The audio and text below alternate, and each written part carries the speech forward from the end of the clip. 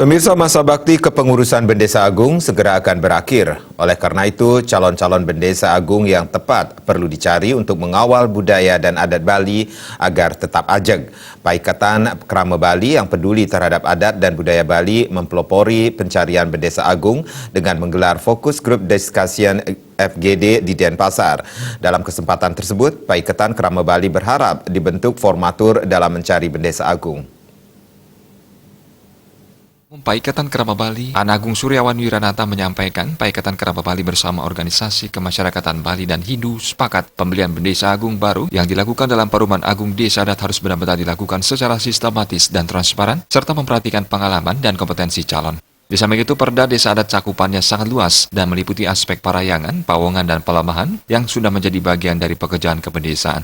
Namun dalam konteks yang lebih modern, diperlukan figur yang lebih berpengalaman dalam organisasi, baik dalam membina organisasi-organisasi profesional atau ikut terlibat dalam organisasi pemerintahan sebelumnya. Calon Bendesa Agung juga diharapkan memiliki jejaring kerja atau networking dan keindependenan.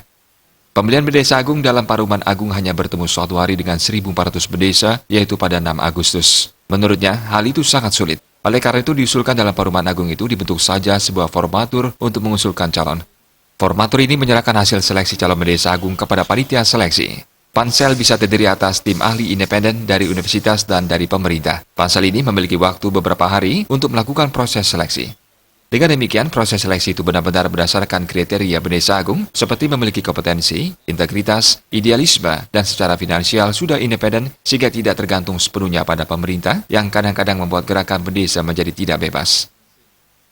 Terpenting lagi yang perlu kami sampaikan bahwa dalam pemilihan Bendesa Agung dalam Paruman Agung itu rasanya waktu 1 hari untuk ketemu 1.400 sekian bendesa untuk memilih 1, 2, 3 calon rasanya sulit. Maka itu kami mengusulkan di dalam Paruman Agung itu dibentuk saja sebuah formatur untuk menyusulkan calon.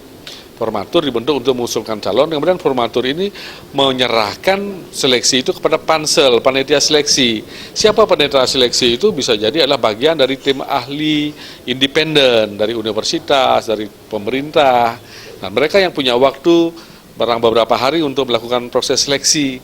Sehingga proses seleksi itu benar-benar berdasarkan satu, bahwa mereka memiliki kompetensi, memiliki integritas, kemudian memiliki idealisme dan secara finansial mereka sudah mencukupi, mandiri, independen kan begitu, sehingga akan tidak tergantung sepenuhnya kepada pemerintah yang menyebabkan kadang-kadang gerak mereka menjadi tidak bebas. Bukan berarti harus bebas dari pemerintah, tidak, kita tetap tergantung pemerintah, tapi independensinya harus dijaga dalam arti kalau tidak ada support, kita harus bisa jalan sendiri. Nah, bagaimana mekanisme hal seperti itu, ya paling tidak mereka harus punya kemampuan finansial yang cukup dulu. Setelah FGD ini, Paikatan Krama Bali akan bersurat ke Panitia Paruman Agung.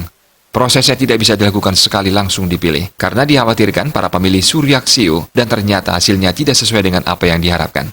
Dalam FGD disebutkan beberapa nama calon Bendesa Agung seperti seorang tokoh asal Legian, yaitu I Gusti Ketut Agung Sujana. Selain itu dari Denpasar, muncul nama An Agung Ngurah Rai Sudarma, Bendesa Denpasar. Dan dari Gianyar, muncul nama Ketua MMDP Gianyar. Suparyana, Bali TV.